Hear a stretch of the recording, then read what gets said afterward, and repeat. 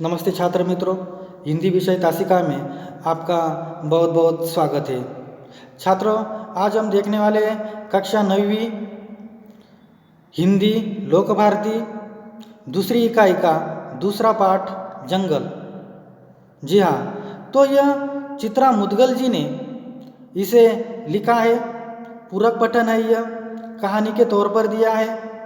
दरअसल होता यह है कि इस पाठ में जो कुछ दिया है इस तौर पर है कि जो कुछ जंगल के पंछी हम उन्हें पालते हैं, उनसे प्यार भी बहुत करते हैं, लेकिन उनकी आज़ादी हम छीन लेते हैं। और ऐसे में उनकी जो कुछ आज़ादी है, उनका जो कुछ परिवार है, उससे हम अच्छे तौर पर नहीं रहते और इसीलिए उन पर जो कुछ अन्याय, अत्याचार, जुल्म होता है, परिवार से जो कुछ हम उन्हें अलग कर देते हैं, वाकई में यह जो कुछ बात है यह अच्छी नहीं होती। यह इस पाठ के जरिए बताया है। तो संवाद के रूप में संवादात्मक कहानी यह कहलाती है और इस पाठ में बाल मानस की जो कुछ अनुभूति है वह दिखाई है। मतलब छोटे बालक का जो कुछ अनुभव है यह इसमें दिया गया है। प्राणियों के साथ अच्छा व्यवहार करना चाहिए, प्राणियों का संरक्षण करना चाहिए, प्राणी मात्रों पर दया करनी चाहिए, पशु पक्षियों को स्वच्छंद रहने देना चाहिए। तो इस तौर पर अब देखिए, इस कहानी के जो कुछ पात्र है, प्रमुख तौर पर मांडवी दीदी अध्यापिका है यह। इसके बाद शैलेश उनका बेटा, मांडवी दीदी का बेटा। इसके बाद तविषा मांडवी दीदी की बहू। शैलेश और तविषा दोनों पति पत्नी हैं। उनका एक बेटा पीयूष। अनिमा जोशी यह मांडवी दीदी की सहयोगी है और कमला जो कुछ है यह झाड़ू पोछा करने वाली महिला है। इस तरह से सोनू और मोनू यह दोनों खरगोश है। खरगोश यानी कि ससा मराठी में कहा जाता है इसे। तो देखिए, प्रत्यक्ष तौर पर रीडर अनिमा जोशी के मोबाइल पर फोन था मांडवी दीदी की बहू तविषा का। कह रही थी, आंटी बहुत ज़रूरी काम है, अम्मा से बात करवा दे। अनिमा दीदी ने असमर्थता जताई। मांडवी दीदी कक्षा ले रही है, बाहर आते ही वो संदेश उन्हें दे देंगी। वैसे हुआ क्या है, घर में सब कुशल मंगल तो है?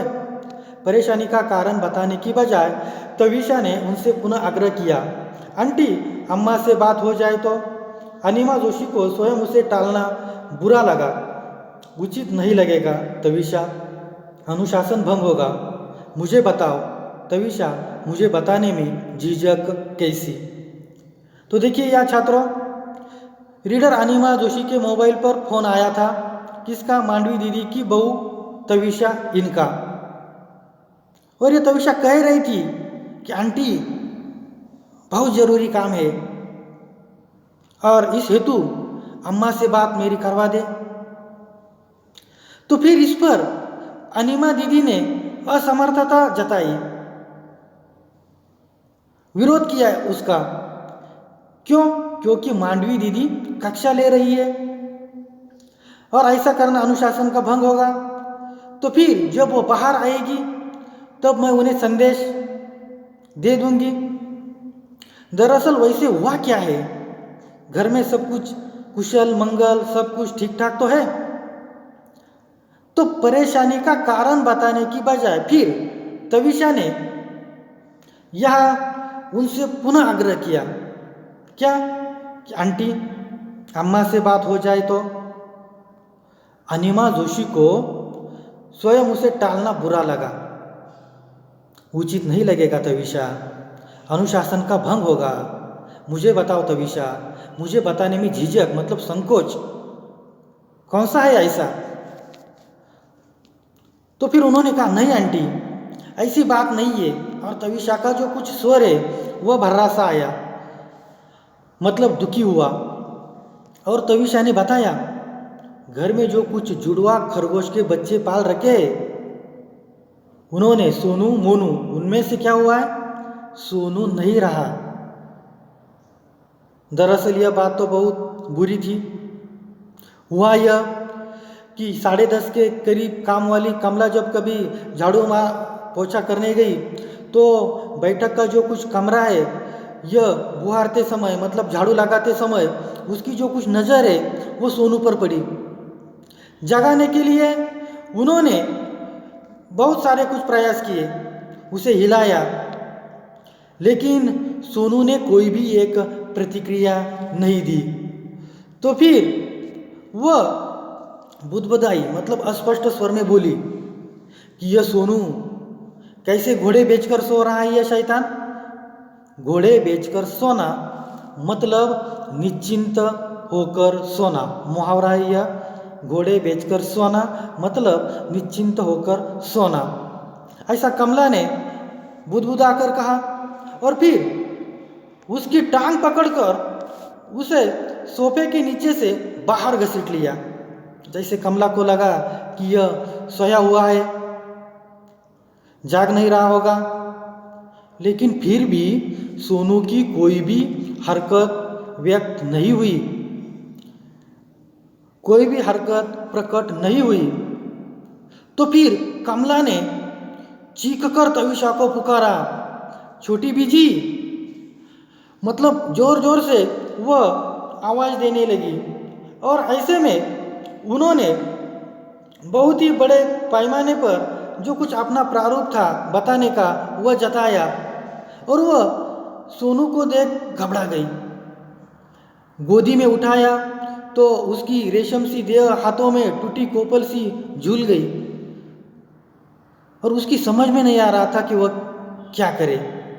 आसपास जानवरों का कोई डॉक्टर है नहीं, और उनकी समझ से उसने बच्चों के डॉक्टर को घर बुलाकर सोनू को दिखाया, और डॉक्टर ने देखते ही कह दिया प्राण नहीं है अब सोनू में। आंटी, आप अम्मा को जल्दी से जल्दी घर भेज दे, घंटे भर में प्ले स्कूल से पीयूष घर आ जाएगा। तो यह जो कुछ प्रारूप है यह उन्होंने बताया। मांडवी दी, यह मांडवी दीदी है, लेकिन यहाँ बताया यह दिया है मांडवी दी घर पहुंची। सोफों के बीच के खाली पड़े फर्श पर सोनू निचेष्ट पड़ा हुआ था। निचेष्ट मतलब बिल्कुल स्थिर पड़ा हुआ था। पीयूष उसी के निकट गुमसुम बैठा हुआ था। सोनू की परिक्रमा सा करता, कभी दाएं ठिठक ठिठक मतलब रुक कर और उसे गौर से ताकता था, कभी बाएं से। पीयूष की जो कुछ स्तब्धता है तोड़ना उन्हें जरूरी लगा, और नन्ही सी जिंदगी में वो मौत से पहली बार मिल रहा है। मौत उसकी समझ में नहीं आ रही है, और ऐसा कभी हुआ नहीं कि उन्होंने घर की घंटी बजाई हो और तीनों लपक कर दरवाज़ा खोलने न दौड़े हो। और यह जो कुछ माहौल है यह इस तौर पर हुआ है कि बहुत ही दर्द भरा है, बुराई का माहौल हो चुका है। यहाँ जो कुछ दरवाज़ा है खोल तो पीयूष ही पाता था, मगर मौत दरवाजे की ओर उठाए वे दोनों पीयूष के नन्हे हाथों में अपने अगले पंजे लगा देते। पीयूष का सिर उन्होंने अपनी छाती से लगा लिया। पीयूष रोने लगा है, दादी दादी ये सोनू को क्या हो गया? पीयूष ने अपनी दादी से पूछा। तो फिर दादी, सोनू बीमार है तो डॉक्टर को बुलाकर दिखाओ ना, किसने कहा यह? पीयूष ने अपनी दादी को। दादी, अम्मी अच्छी नहीं है, वो बोलती है कि सोनू मर गया। क्या कभी सोनू मर सकता है? ऐसा सवाल यह पीयूष ने अपनी दादी से कहा। तो फिर वो रूंधे स्वर को साधती हुई उसे समझाने लगती है कि रोते नहीं पीयूष, सोनू को दुख होगा, मतलब सोनू को बहुत बड़ा दर्द होगा, दुख होगा जब तू कभी रोया तो। और सोनू ये जो कुछ खरगोश है पीयूष, ये तुम्हें हमेशा हंसते हुए देखना चाहता था ना, तो फिर अब रोने की तुझे क्या ज़रूरत है? और मोनू उनकी गोदी में मुंह सटाए मतलब नीचे रखकर उनके चेहरे को देख रहा है। बिटर बिटर दृष्टि आंसुओं से भरी हुई। जानवर भी रोते, पहली बार उन्होंने किसी जानवर को रोते हुए देखा है। मतलब यह जो कुछ सोनू मर चुका था, तो फिर यह मोनू भी यह देखकर रोने लगा था, और यह जानवर रोते हुए उन्होंने पहली बार देखा था। और मोनू को हथेली में हल्के हाथों से दबोचकर उन्होंने उसे सीने से सटा लिया, मतलब लगा लिया। हिचकियां भर रहा था मोनू, मतलब बिल्कुल रो रहा था। काली बदली मतलब बिल्कुल रोने जैसा मुंह उनका हो चुका था।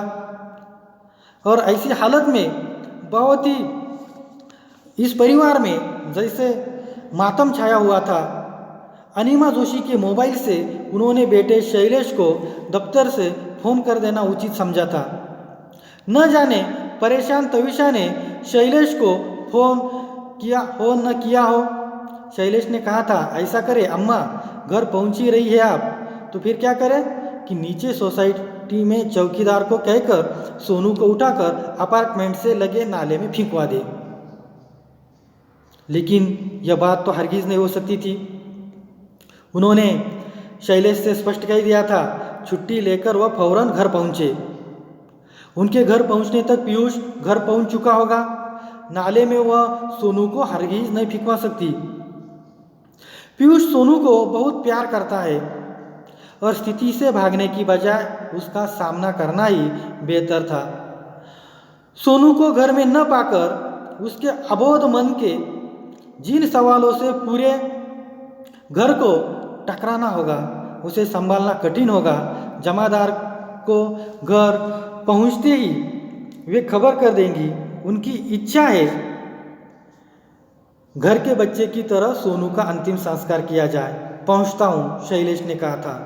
और इस तौर पर या शैलेश को जब दफ्तर में फ़ोन किया कि आपका घर पर पहुंचना बेहद ज़रूरी है, न ही अपार्टमेंट से नीचे फेंकना, तो फिर इस पर शैलेश ने अपनी राय बताई कि कोई दिक्कत नहीं है, मैं निश्चित तौर पर आऊँगा। उन्होंने पीयूष को समझा दिया था, तुम्हारे सोनू को जमीन में गाड़ने ले जा रहे हैं तुम्हारे पापा। नन्हे बच्चों की मौत होती है तो उन्हें जमीन में गाड़ दिया जाता है। मतलब छोटे बच्चों की जब मौत होती है तो जैसे उन्हें जमीन में गाड़ दिया जाता है, तो वैसे इस खरगोश की भी मौत हो चुकी है, तो इसे भी अब जमीन में गाड़ दिया जा रहा है। और यह जो कुछ पीयूष है बेहद इस वक्त परेशान है, बेहद दर्द भरा हुआ है उनके मन में। उन्होंने कहा, दादी, उसके दिल में दुख क्यों था? किसने पूछा? यह पीयूष ने अपनी दादी को कि सोनू जो कुछ मर चुका है, मतलब इसके दिल में दुख था, तो उसके दिल में ये दुख क्यों था? तो दादी ने जवाब दिया, उसे अपने माँ बाप से जो अलग कर दिया गया ना, इसीलिए उनके मन में दुख था और इस कारण ही वो मर चुका है। और यह भोला भाला मासूम सा लड़का पीयूष अपनी दादी को पूछता है कि इस खरगोश को यानी कि इस सोनू को किसने अलग कर दिया दादी? यह जो कुछ सवाल है यह पीयूष अपनी दादी को पूछता है। छात्र मित्रों, आज के लिए बस इतना ही। अगला जो कुछ हिस्सा है अगली तासिका में, अगले वीडियो में। तब तक धन्यवाद।